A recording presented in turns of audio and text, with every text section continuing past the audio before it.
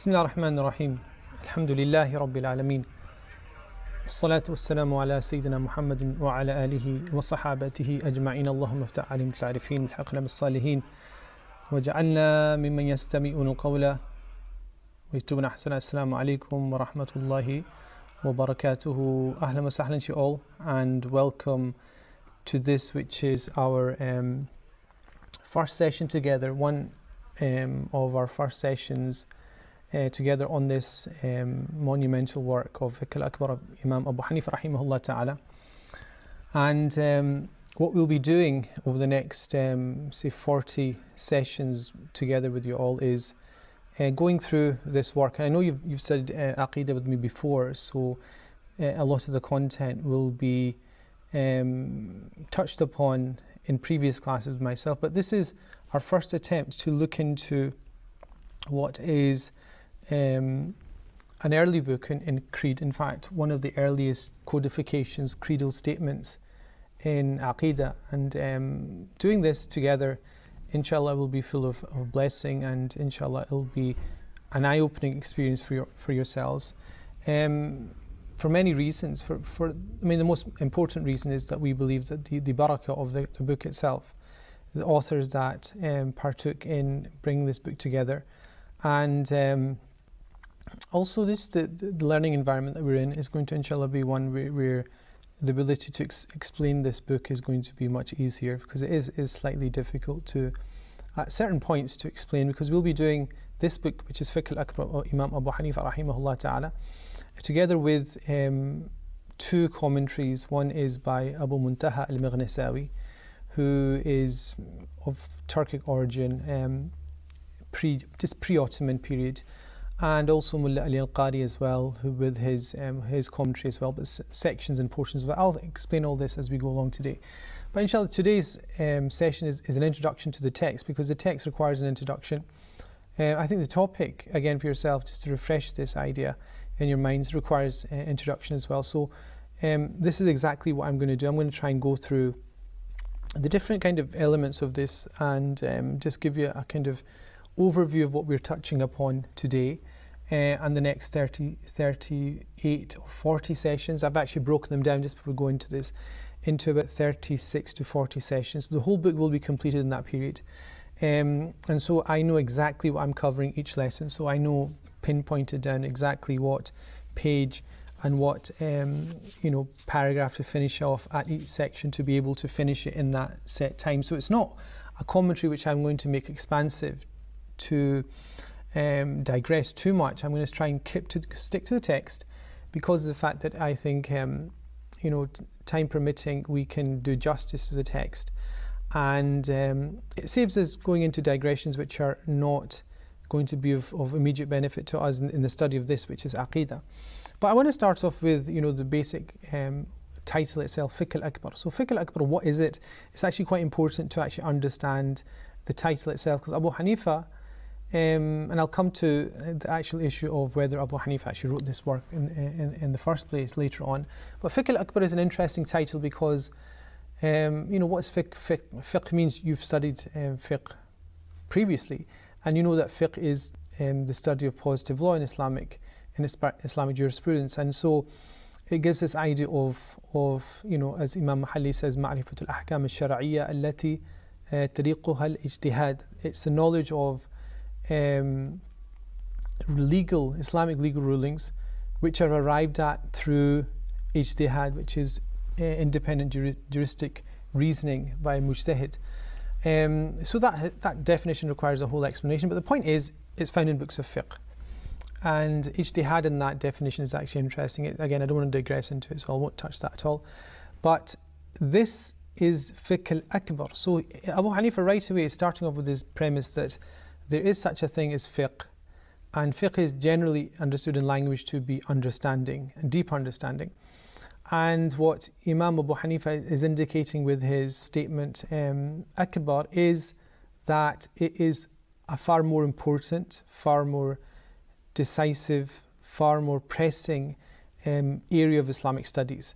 it's a greater fiqh, it's a greater understanding than the ma'rifat al-ahkam al-shar'iyya, knowledge of the specific things of halal and haram. This is wajib, this is makruh, this is makruh tanzihi or tahrimi in the Hanafi school, for example. So this is the first thing. And the other thing is that this is related to deep understanding, and it's not something I think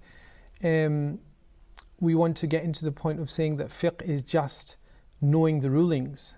One aspect of fiqh is that, but another aspect of it is deep understanding. And fiqh should essentially be deep understanding, because Imam Bannani, who wrote a famous Hashiyah on Jamal Jawami', in it he actually comments on this famous incident that takes place in the life of Imam Malik radiallahu anhu. When somebody comes from Andalusia, asks him over 40 questions, and the vast majority of them, 3/4 of them, he says, La adri, I don't know.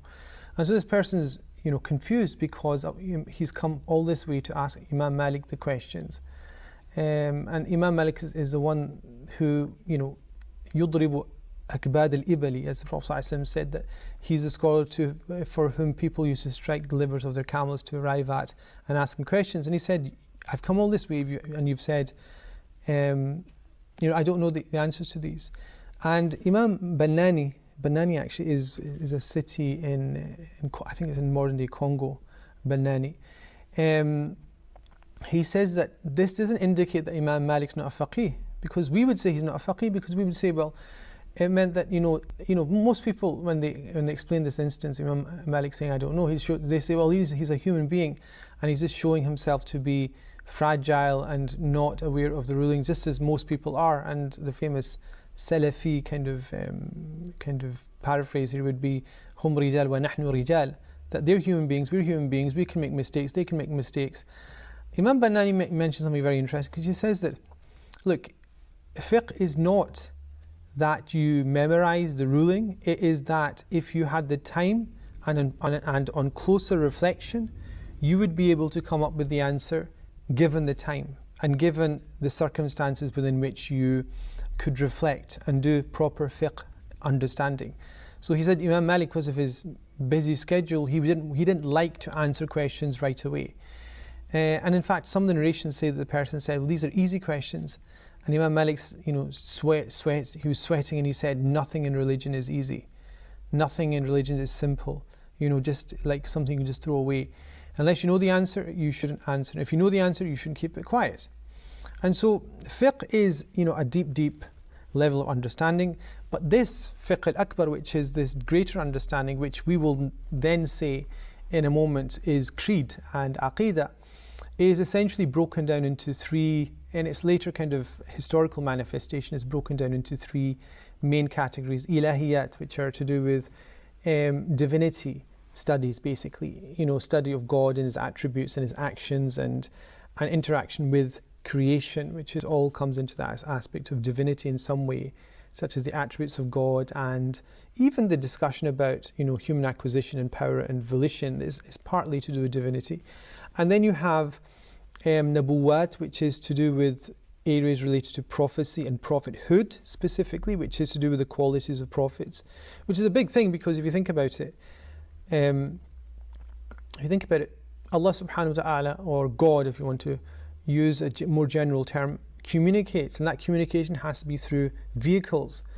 And so the vehicles are temporal beings like ourselves, but with a special quality.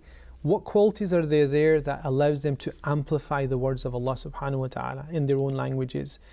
We're going to look at that in Nabuwat, that's the second. The third is Ghaybiyat or Sam'iyat, which are things that are reported by these prophets of the hidden, of the unseen, such as paradise and hellfire, such as the issue of angels and jinn, and things that we're unaware of, but we're told through the prophets. And the other aspect of this fiqh al-akbar, which is important, is the purpose of it and the definition of it. And I think, we've covered this before, but I think it's important to reassess the definition of creed, because it encapsulates essentially three things. What you believe, in other words, okay, tell me what you believe. So when the polytheist asked the Prophet ﷺ, describe your Lord, Sif lana rabbak, in Imam Bukhari's collection of Sahih Hadith and mentioned this narration. And the Prophet ﷺ was given قُلْ هُوَ اللَّهُ أَحَدٌ, say He is one, the one God, uniquely one. And you can translate that in many ways. قُلْ هُوَ اللَّهُ أَحَدٌ, say He is God, the uniquely one, or unique oneness. So that's a description. So that is what you believe. And the second thing is why you believe it. And I've just told you why you believe it, because we have a narration from the Prophet ﷺ, which is then passed through singular sources of hadith. So it's ahad hadith, but which communicates a mutawatir event, which is the revelation of قُلْ هُوَ اللَّهُ أَحَدٌ, Surah Al-Ikhlas. And so why do we believe it? One reason is, why is God one? Because there's a revelation which is mutawatir that we've come to know of. Second thing is, like scholars talk, and we'll talk about in this book, comes up Dalil Tamanu', which is the proof of mutual hindrance, which is in fact encapsulated in the Quran, which is a logical proof. Imam Ghazali and Imam Baydawi say it's a conclusive, divisive proof, which is if you had more than one God, there'd be corruption in creation. There'd be nothing would happen. And so, this is quite an interesting thing, because there's a logical proof for the fact that God is one, and there's a scriptural proof for the fact that God is one. The logical proof, Imam Taftazani would actually argue and say it's a persuasive proof, because he'll say, I think this comes up in this book, and it comes up in other books on theology. One of the most important theological controversies, quote unquote, amongst Ahl Sunnah wal Jama'ah is Imam Taftazani's statement that it's a persuasive, he says, iqna'i proof. Persuasive, in other words, it allows you to argue your case but doesn't protect you from counter arguments. So that's what you believe, why you believe it. And the third thing will be a defense against what we would call obfuscations, which is misunderstandings or misrepresentations of creed. And so if somebody says that God is more than one, you would say, well, these are the reasons why not. And the majority of Aqidah, when you come to study it deeply, is actually in some way, if not directly related to a response to an obfuscation, it is the skeleton that has been created to protect from obfuscations. And I'll start to discuss that as I go along, because even things that you would say, well, these are just what we believe, even how it's set out, how it's structured, the sifat, how the attributes are described, how the qualities of prophets are described, they're described in a way which is actually a structure created, and this will be related to the history of creed that we'll talk about in a minute. It's created with one eye on the fact that people have misunderstood these, and so we need to create an edifice to ensure that this misunderstanding does not go any deeper. And so what's interesting about creed is it's no different from any other science in Islam. And this is one of the greatest things, I think, is an irony of this age, is that a lot of people now, with a literalist mindset, say, well, we don't need creed, we don't need Aqidah, we don't need Abu Hanifa's Fiqh al-Akbar, we don't need Imam Sanusi's later articulations of creed, we don't need al-Bajuri, we don't need any of these things, Ash'ari and Maturidi, because we want to go back to the Quran and Sunnah. And these people, in a sense, I would say they are unable to hide their own ignorance of how Islamic sciences in general, language, lugha, balagha, sarf, nahwu, mustalah al-hadith, hadith, every single science, qira'at, every single thing that we know about in the Islamic sciences was codified at a later period. And people will say, well, Aqidah was written about in a later period, therefore it's an innovation, bid'ah. And as you know, kullu bid'atin dalala, every bid'ah is a going astray. And so a lot of people, simpletons amongst us, will say, well, that makes sense because we should just believe in the Quran and Sunnah. And that preempts a question, which is the Quran and Sunnah are extremely difficult to understand, and to understand it you need access to language, and language has been preserved and protected by all these great scholars of Arabic lexicon and morphology and nahwu and balagha. These sciences of Arabic were codified much later, and so it's one of these things. I think we need to know that creed was not required to be codified in the early period because people generally knew the language well. And doesn't mean that you can know the language well. You can't know Arabic well. How well do you know Arabic? you might be able to buy potatoes in the market, but can you analyze a pre-Islamic line of poetry and understand the power of it? No. And can you tell me that you can understand the points at which the Quranic revelation differs from pre-Islamic poetry? If you can't, then you've not understood how the Arabic Quran has been protected and preserved. So, yes, early community did not require creed in the same way they didn't require, grammar, Arabic grammar. So, it's a non sequitur as an argument against the existence of creed. But the interesting is that creed arose out of dissension, out of dispute and discord, essentially which was temporal. Okay, essentially which was temporal. Meaning that after the passing away of the Prophet Muhammad sallallahu alaihi wasallam, the first difficulty was the issue of succession. And succession for Sunni scholars essentially is an issue of temporal power. Who is the best suited to lead the community? Not who does God want to lead the community. And this is why the Prophet ﷺ passed away without explicitly and definitively indicating who should be the leader of the community after him ﷺ. And there's a very important indication in that, which is that human beings have to make their own way in life. In these situations, once the revelations have come, they have to make the correct choices and the mistakes to realize that there's only perfection in prophets. And so you have the issue of succession, the four khulafa, there's upheaval and turmoil, and then at a certain point after the succession of Hassan ibn Ali radiallahu anhu to Muawiyah, you have kingship essentially, but a type of kingship which preserves aspects of khilafah as well. And so everything that comes out of a creed essentially is a response to something. First of all, temporal within the community, the issue of succession, and then you have the second kind of wave, I would say, of the development of creed and Aqidah, and discussion points, what will be the discussion points of creed, which are the issues of God's speech. Because if you think about speech, it is the most fascinating, the speech of Allah subhanahu wa ta'ala, or the speech of God interacting with human beings, is the most fascinating aspect of religious studies. And Islam and the development of Islamic creed focused in on that God reveals words to prophets that then communicate His will. That's one aspect of God's speech. The other aspect of God's speech is encapsulated in the Quran. إِنَّمَا أَمْرُهُ إِذَا أَرَادَ شَيْئًا أَن يَقُولَ لَهُ كُن فَيَكُونَ. That indeed the affair with God is that if He desires to have something happen, He says, be and it is.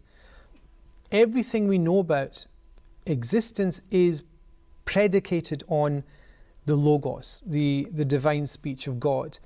And therefore, one of the things that happens in the kind of 2nd and 3rd century is an interaction with Christian theologians who are enamored and fortified with Hellenistic philosophy and logic and all these tools that they bring to the table in discussions with Muslim theologians. And these are kind of theologians, I would say, quote unquote, cutting their teeth on the topic.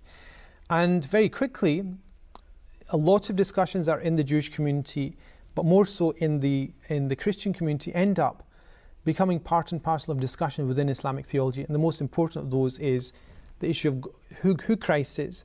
And also allied to that is the issue of the Logos, which is God's speech and what that means.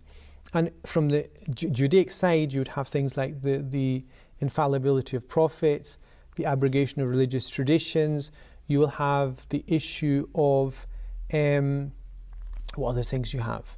Yeah, I think these are the two main ones: abrogation and transcendence and immanence. That's an important one, actually. To what degree can the words that we use to describe God be taken literally or metaphorically, such as the hand of God? The Old Testament is full and replete of sometimes unpalatable descriptions of God from our perspective, and we would say they've been corrupted. And so the Mu'tazilites come out of that. The Mu'tazilites are one of the groups we're looking at. They engage, and to be honest, at some point I feel we're unfair to the Mu'tazilites because they were the vanguard of promoting Islam, protecting Islam, and that's Islamic history. A lot of times you find groups, and this is true of, like Nation of Islam in America, that are outside the mainstream fold of Islam, but bring people in and start to allow the first flowering of Islam, and then they go by the wayside, and orthodoxy, which is right belief, starts to take over and kind of reform those kind of thinkings. And the Mu'tazilites essentially grapple with these issues, and then they end up coming to a discussion with mainstream scholarship, and that's what we'll be talking about essentially in the whole book. Fiqh al-Akbar will essentially be touching upon that a lot of times. So in terms of appearance of sects, I think the most important and one of the first things to note is that Shia, Khawarij, and obviously Mu'tazila as well, they almost predate, as a term, predate the Ahl Sunnah wal Jama'ah. Ahl Sunnah wal Jama'ah are the mainstream. Ahl Sunnah meaning the people of the prophetic way of acting, and Sunnah Jama'ah means here the vast majority of consensus among scholars. Jama'ah doesn't mean, some people start to misrepresent it and say Jama'ah, linguistically can mean one person. Jama'ah here means Swad al-A'zam, very clearly based on what scholars have said. It means, if you have 100 scholars of merit, what do 99% of them say? That is going to be al-Jama'ah. And so this Jama'ah is the majority, but then you have splinters such as the Shia. Shia literally means party. It means to part. And in fact in Arabic, shayya'ahum, one of the hadith, shayya'ahum means showing somebody a small party out. The Mu'tazila are, again, it literally means to i'tizal, to retreat. Khawarij means to leave. And so a lot of these sects, early sects, predate the term Ahl Sunnah wal Jama'ah, which is important to understand. And the first and most important is the Mu'tazila. Mu'tazila are ascribed to Wasil ibn Ata, passed away in the year 131. So you can see a very early period of manifestation. He is one of the students of Hasan al-Basri radiyallahu anhu. And the famous instance that takes place while Hasan al-Basri is teaching him, and somebody starts arguing with him, is they talk about a person who has committed a major wrong action.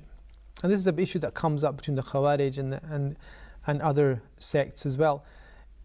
Imam Hasan al-Basri radiyallahu anhu says that basically this person is تحت مشيئة الله. God will decide upon that person as He wills. Maybe paradise, maybe not.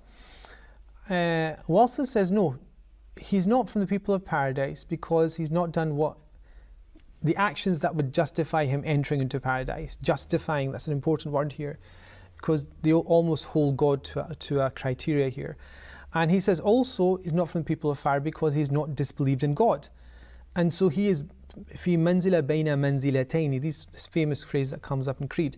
Manzila is a place, baina, between manzilatayn. He's a place between the two places, paradise and hellfire. He's in the middle. And he leaves. And what's interesting, I think, about these kind of situations is Hasan al-Basri is teaching in the Mosque of Basra. There's lots of pillars. Wasil just leaves, takes his bags or books, whatever, parchments, just sits at another pillar of the mosque and starts teaching his own madness. For me, I would consider it madness. But anyway, you have in that mosque probably every single sect that was arisen at that time. So Hasan al-Basri took, as any well-meaning teacher would do, he took it in his stride. And the Mu'tazilite essentially see themselves as people who focus on two things. One is adl, justice. And social justice warriors, I think, got a lot in common with the Mu'tazila. That's a transgression. I don't want to go into that at all. But adl means justice, means God has to do what looks just to us as human beings. And in fact, if there's a moral criteria, God has to fulfill that moral criteria. We'll talk about this later on in the book. It's quite a dense section that'll come up. And Tawheed is the other thing, which relates to the fact that they say God's attributes don't really exist as separate entities which are pre-eternal. They essentially subsist within God's essence, and they're a manifestation of God's essence, essentially. So the Mu'tazilites essentially are of that nature, and they they come into being as one of the earlier groups in Islam. But I think the earliest group would be the Shia and the Khawarij, then the Mu'tazila. Slightly before, in fact, the Mu'tazilites would be a group called the Qadariyya, who essentially are called libertarians. Libertarians meaning people that, in fact, Qadr, if you think Qadr means power or predestination, it doesn't mean that when we use it here. It means that they believe that there's no predestination of a type that coerces people into acting. Or even that God, early on, the early group amongst them said that God doesn't really know, it sounds strange, but God doesn't know what you're going to do. And so God's knowledge is restricted in that way. So later Qadariyya, they said, no, that's not the case. All we're saying is that human beings have the choice to create their own actions and are free to do that and independent of God in doing that. They essentially become subsumed within the Mu'tazilites later on, because the Mu'tazilites also take that position as well. Ma'bad ibn al-Juhani is one of the main early kind of spokespersons of this group. And the Mu'tazilites, when I said the Mu'tazilites as well, the Mu'tazilites are a large group of desperate theological persuasions under the umbrella of, Adl wa Tawheed. So it's like an association where they'll accept anybody for membership if they accept that God has to be just and God doesn't have pre-eternal attributes, independent to himself. The Khawarij, interesting enough, this is a temporal issue related to authority and power and choice, but essentially they break up with the majority of Muslims on the issue of the Khilafah, and essentially from the party of Sayyidina Ali radiallahu anhu. They were part of his grouping, and what happens is quite an interesting episode, because there's numerous civil episodes of strife happening with the Muslim community at this time. From the passing away of Sayyidina Umar radiallahu anhu, it's almost like a prophecy. He asked Sayyidina Umar radiallahu anhu asked Hudayfa radiallahu anhu, about signs of the end of time, and he says, don't worry about it, because there's a door between you and them, and he's meaning the big upheavals that would happen. And Sayyidina Umar was an intelligent man, and him and Hudayfa radiallahu had an interesting story in terms of their interactions, because Hudayfa wouldn't tell Umar what the Prophet had told him, because he was the secretary and the private secretary of the Prophet ﷺ. And he knew the munafiqun and knew about the signs of the end of time and so forth. And so Umar said, will the door be broken or will it be opened? And he said, it will be broken. And Sayyidina Umar knew at that moment in time that he was the door, and that he would be killed, and that would open up this whole wave of fitan, which is civil discord in the community, which has never been resolved in this time. Sayyidina Uthman was murdered in his house. The copy of the Quran was drenched in his blood, radiyallahu anhu arda. And so Sayyidina Ali becomes the Khalifa after him. He is then met with opposition from people like Sayyidina Aisha radiallahu anha and Sayyidina Muawiyah radiallahu anhu, and they want justice because they know that the people that assassinated Sayyidina Uthman radiallahu anhu were amongst his group, almost siding with him at this moment in time. And Sayyidina Ali said, look, this is not the time. I don't have the power, and there's all these external machinations from the Byzantine Empire against us. We'll do it later. But Sayyidina Muawiyah insists. At a certain point, they file for a truce and arbitration, and this group of people say to Ali, are you not in the truce? Are you not Amir al-Mu'mineen? Are you not the person that is standing in the place of the Prophet ﷺ? You should decide, and you have the right. And they said, if you don't, then essentially you're ruling by other than the words of God. In al-hukma illa lillah, this quoted the verse of the Quran that the rule is only for God. A very superficial ruling, which actually which actually mirrors all these extremist groups that we've had over the last 140, 150 years, and in fact have existed within Islamic history for the majority of its history. And that group ends up, when he refuses to back down and insists on arbitration, which creates a truce between him and Sayyidina Muawiyah, they Khawarij, they left, and they essentially said that Sayyidina Ali was in a state of disbelief because he had committed a major wrong action. And so they eventually kill Sayyidina Ali radiallahu anhu as well, and they remained in different manifestations up until our day as well. This very, different groups have, kind of offspring within the Khawarij. In modern day North Africa, you have small pockets of it. You have it in the Khalij around Oman, for example. And you have the Jabariya. The Jabariya are a simple group, simpletons, I would say, fatalists in English, who say that everything's written, everything's preordained, God knows everything, so you might as well hang up your gloves and just wait for the end of time, because you're nothing but, they say, in books of Creed, they always say something like, you're like a leaf, blowing in the wind, it's autumn now, so you can go out, these leaves, they don't have any choice, they go where the wind goes. And then you have other groups. I'm just mentioning these because these will come up. And so the Jahmiya, Jahm ibn Safwan, essentially came up with a number of particularly strange ideas, and almost a reaction to other groups. You'll see, because he denied the fact that God has eternal attributes. He also denied the enduring nature of paradise. We'll look at this as well. They're also called Mu'attila as well. So, these are people that say that God doesn't have his particular attributes, and they're all metaphorical. So there's a crossover between the Mu'tazilite, there's a crossover between other groupings as well. We'll cover these as we go along. The Karamiya from Abi Abdullah al-Karram is another strange group, essentially going to the other extreme of what the Jahmiya believe, which is that God is almost like a locus, is a place where created things can exist. And this negates the fact that God is pre-eternal, obviously, as we'll see, and that God has physical, location. God has hayz, which is a kind of a temporal pocket of existence.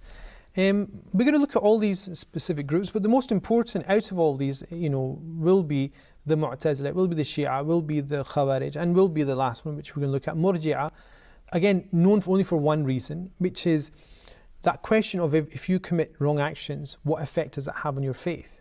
So the Khawarij will say, if it's a major wrong action, bye-bye, close the door behind you, you're in hellfire. The Mu'tazilites will say, well, you're kind of straddled in this kind of no man's land between paradise and hellfire. The Ahl Sunnah wal Jama'ah will say, it's up to God. God created you, God will judge you. And doesn't mean only God will judge you. That's a different, people always say, only God will judge me, but that's a different thing. We're talking about something else here.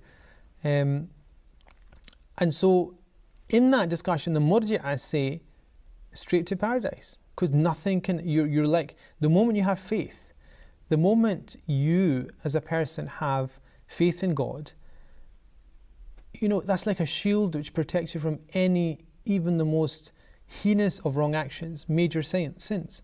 And so the Murji'ah, called the antinomians is almost like you're protected from anything that can kind of incur any negativity or negative effect on your faith.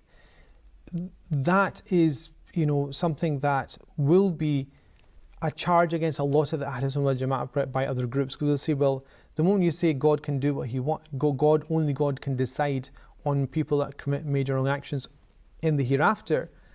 Yes, are you not just the Murji'ah? And Abu Hanifa, in fact, famously will be accused of being a Murji'ah as well.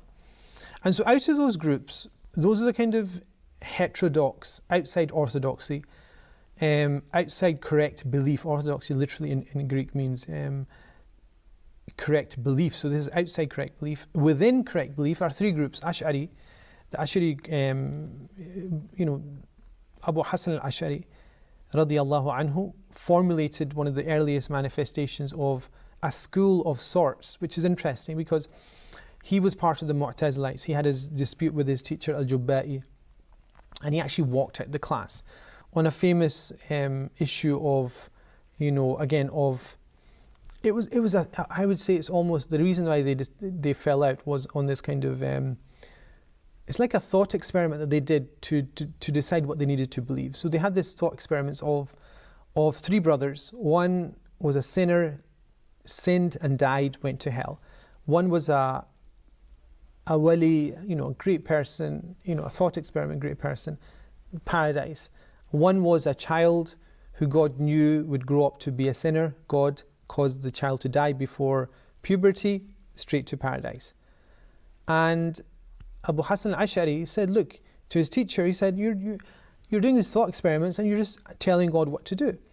What if the child said, what if the sinner who's now in hellfire said to God, oh God, you knew, did you not know that I was going to sin and go to hellfire? Why didn't you kill me like you killed my brother or cause my brother to die? Or why did you intervene in if that logic goes against some of their tenets of the fact that human beings have free will and volition, you either jump out of there or you go from the pan into the fire and say, well, why are you intervening with the child? Because, based on this premise that you have to do what's good for people. So essentially what was happening, there's two principles in the Mu'tazilite thought which are actually mutually contradictory and which led to the stalemate. And Imam Abu Hassan al-Ash'ari picked up his cloak and said, I'm off. And he went into Uzla. Uzla means he went to kind of seclusion. And then what did he do? As you would do, he reflected and he wrote a book which is called Kitab al-Lum'a. It's published and it's accessible. I'm not sure actually if there's an English translation of it, but I'd imagine there would be. So what does he do? He writes this creedal statement. Again, creedal statements are important because it sets down exactly what you as a person believe. And he said, whatever I believed in the past to people, he said, I've divested myself of that, and what I actually believe is this, what I have in this book, Kitab al-Lum'a. And he says, I've cast off, and almost theatrically, he came out with a cloak, and he says, I've cast off my belief in i'tizal, even as I'm casting off my, cloak, because he wanted to kind of make sure that was clear to people. So the book and his open profession of knowing who I am, I've disassociated myself from this specific sect of Islam, and the essential reason he did this was, you could bring it down to the fact that it was about, there must have been many things that caused him to leave the Mu'tazilites. I would say the most important is the question of, does God have to? Does God have to do what is best for you? And so the Mu'tazilites would say he has to, and that was why they had that argument.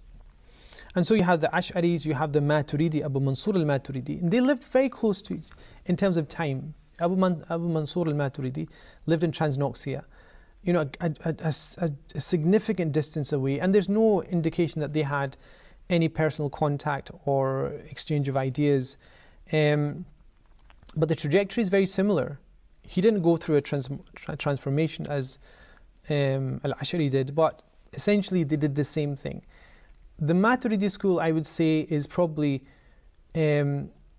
more attuned to using reasoning and kind of the tools of Hellenistic thought to underwrite the specific tenets that they're supporting than the Ash'aris. But having said that, the Maturidis have within themselves a very distinct strand of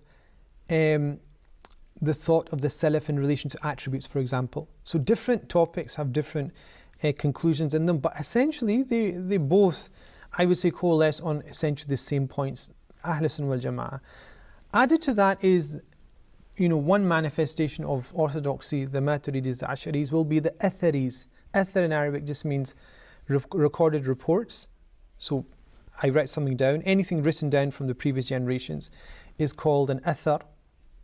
And so in Mustalah al-Hadith, this whole discussion about Athar is specifically in different geographical regions of scholars have different opinions on that. But on this thing, you can write this down.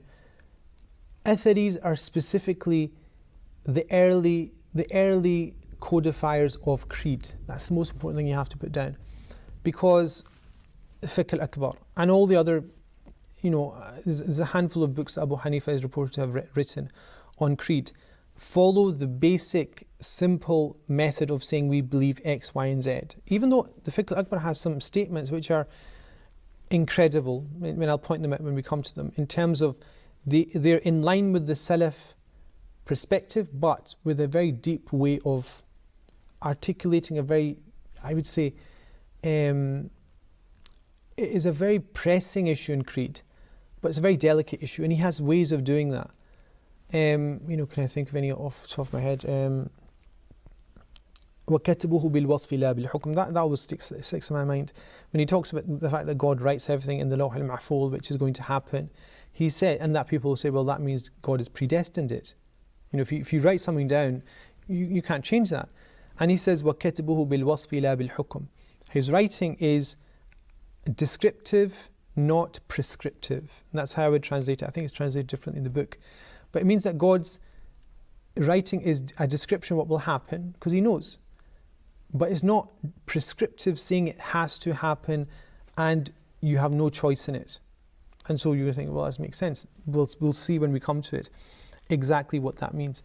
And so the Athris are interesting because they essentially did not engage in external challenges to creed. Let me say that again. No, not necessarily. They did respond, but they said in the response, you do not, or you should not, make use of the tools that they've used, such as Hellenistic thought, such as kind of syllogisms within logic, or all these things that people make use of in argumentation and debate. Those shouldn't be used because they're antithetical, they would say, to our tradition. But you just state what the early Muslims stated, and that is, as we'll see, that's a very valid point, and it's quite a deep point. I think I've got a point here about Ash'aris and Maturidis in terms of comparison. There's nothing really here, but I think just reiterate that issue of reason and scripture. I think the Maturidis are more attuned to this desire, even at that point, to have this kind of unison and synchronization between reason and revelation. There's this sense that you have to, people have given intellects, and the Quran calls to people to reflect over it. Do people not have, do not reflect over the Quran, or are their hearts sealed? لِقَوْمٍ يَتَفَكَّرُونَ, for people that have thoughts or are reflective. These things, I think, the Maturidis took on much more. And so, you can make of that what you will. I found the Ash'ari positions to be, much more from that perspective closer to the Salaf. But on other aspects, I've said that the Maturidis resonate with the Salaf much more in terms of their early scholars, in terms of Sifat, for the attributes of God, for example. And so Abu Hanifa, I'm just going to mention something which I kind of translated from Tarikh al-Baghdad, which is by Khatib al-Baghdadi, in which he said, Abu Hanifa says that I met Ata ibn Abi Rabah in Makkah al-Mukarram. Ata was one of the most famous students of Ibn Abbas, considered to be preeminent in his knowledge of fiqh, specifically Hajj. He was kind of the person that was delegated the rulings of Hajj at his time. And he asked him, Abu Hanifa, where are you from? And he said, Kufa. And he says, are you from the place that broke up religion into different sects? So Iraq had a bad press. Iraq, for good reason, because it did give rise to all these sectarian divisions.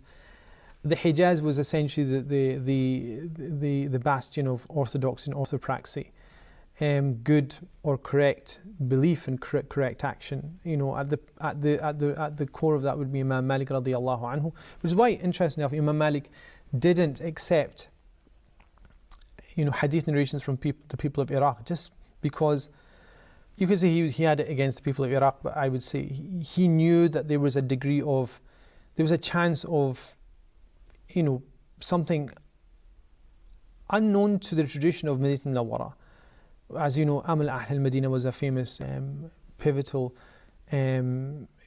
principle of his madhab. So anyway, And he says, Abu Hanifa says a very interesting statement. He says, from those who do not insult the predecessors, because the Shia did, and do not anathematize, nukaffir, anybody because of a sin, because the Khawarij did. And so he said, I'm not from the Shia, I'm not from the Khawarij. He didn't say it, but he meant it. So Allah says, you have recognized this truth, so stick to it. And so it gives an idea that Imam Abu Hanifa rahimahullah was essentially a person who saw himself as protecting orthodoxy. And the reason that I think is important to make that point is that you will have people now that will say, well, Imam Abu Hanifa essentially was somebody who is outside the Ahl Sunnah wal Jama'ah, is essentially somebody who is represents a kind of strand of heresy, and he's a murji'i. And you find this in Khatib al-Baghdadi, who mentioned this story, has a whole section attacking Abu Hanifa, and that section was published in Egypt about 150 years ago. Out of the whole book, the first thing that was published out of that whole book, massive work on Tarikh Baghdad, 40 volumes. Imagine what they chose, and the person who chose it was a Salafi, Salafi, that group. They chose what did they choose out of the whole book to publish? The section of Abu Hanifa about an attack on him. Anyway, so the reason I'm mentioning that is that Abu Hanifa saw himself as a protector of the mainstream Sunni scholarship as orthodoxy. Now, I just want to come on to this issue of authorship, because authorship is important, because you might meet people who will say, you'll meet them, and they will say to you, oh, Ahmed, what are you studying? And you'll say, oh, I'm studying Fiqh al-Akbar by Abu Hanifa. Abu Hanifa didn't write the book. So they will essentially put in your mind the fact that we don't know if Abu Hanifa wrote this book. And if you don't know if he wrote it, then why are you studying? And if you're studying something that he didn't write, then how can you claim to be on the original path to Jannah? And if you're not on the original path to Jannah, you're on the original path to hellfire. And that is a very slippery slope to, kind of another conversation.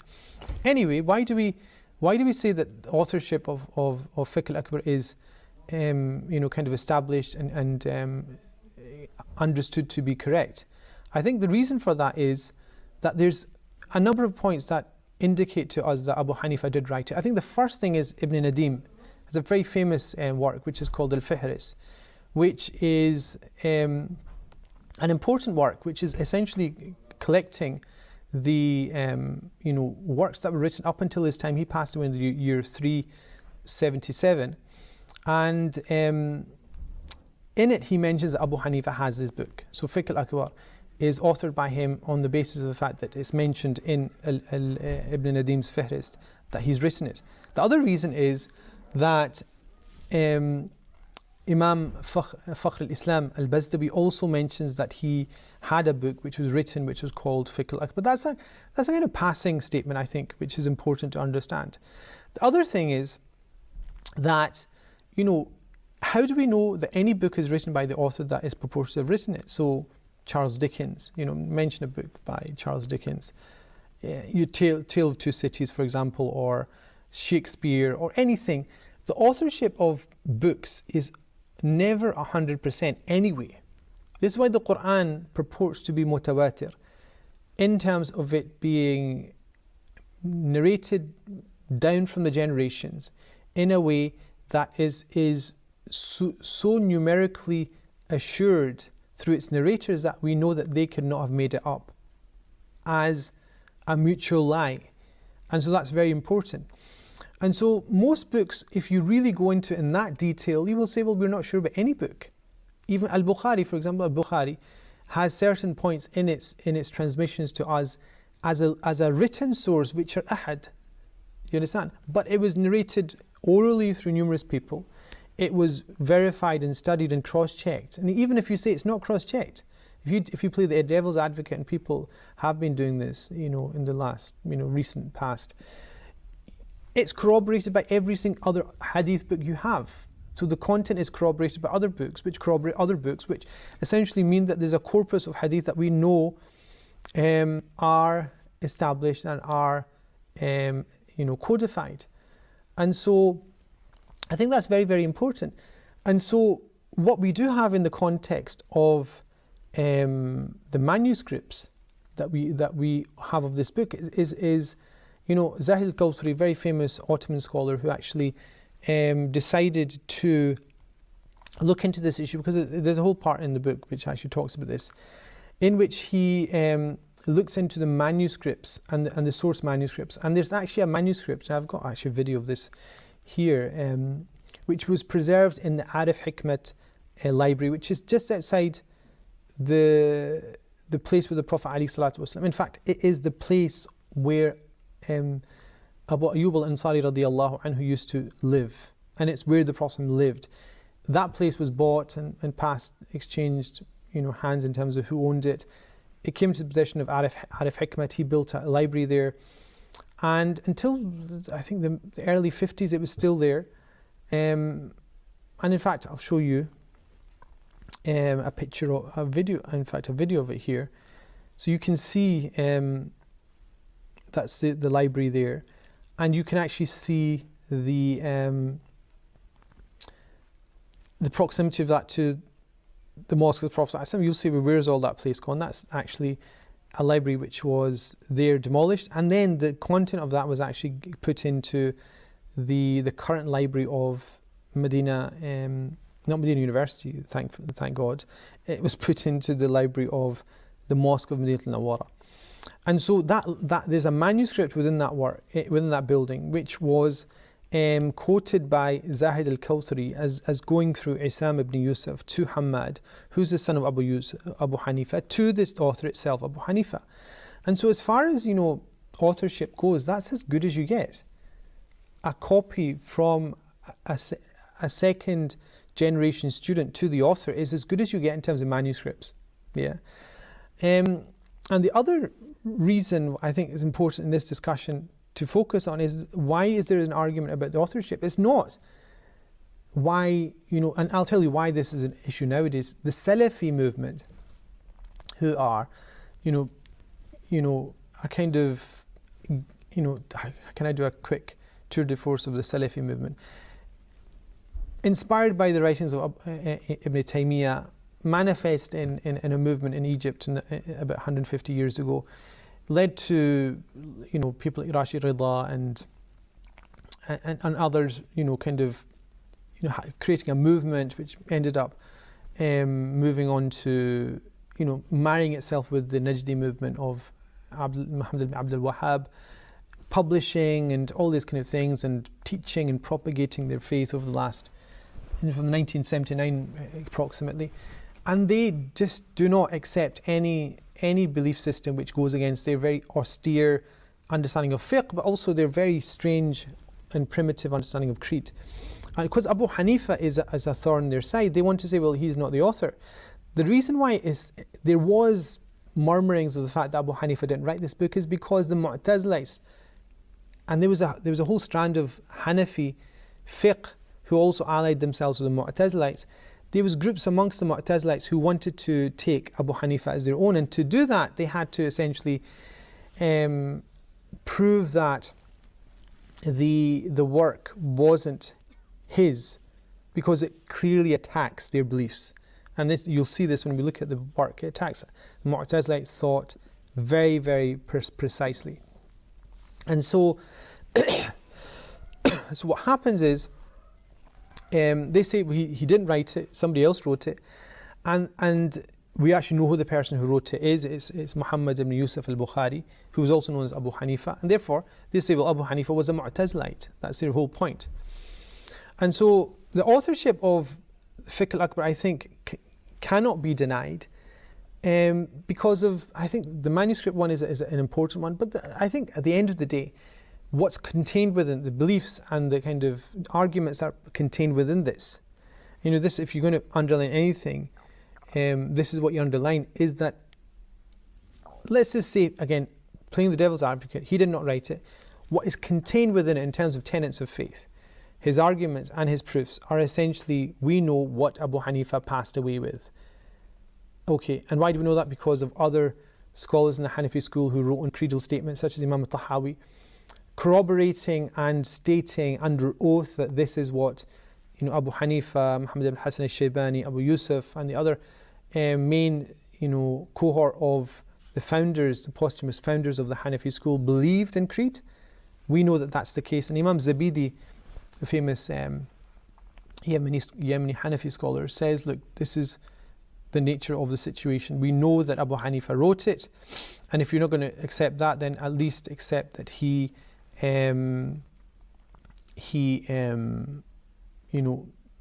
ascribes to the beliefs contained within that work, which he didn't write, if that makes any sense. So Abu Hanifa, alhamdulillah, this work is a fascinating work because it's in creed. You would have expected it to be on fiqh, and you'll see as we go through it how it works.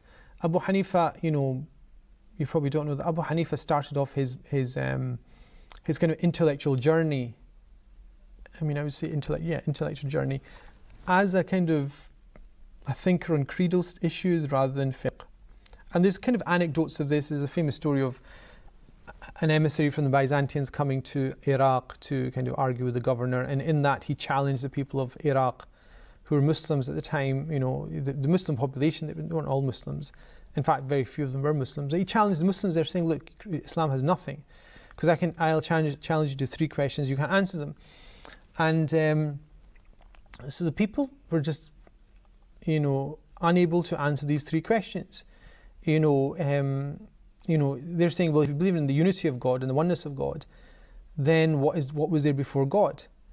And he said, well, the other question is, what is God doing now? And the other thing is, in which direction is God facing? And so no one could answer the questions. And it's said, this is like almost like a teaching story, that Abu Hanifa came as a young man, asking what all this commotion was about, and upon being told that people are unable to answer these questions, he said, I'll answer them. So he said, what's the questions? The first one was, about God and what was before God. And he says to the emissary, he says, count backwards from 10. And he started to count back, 10, 9, 8, 7, 6, 5, 4, 3, 2, 1. And he said, well, what's before 1? And he said, nothing. And he says, likewise, God is one, there's nothing before him.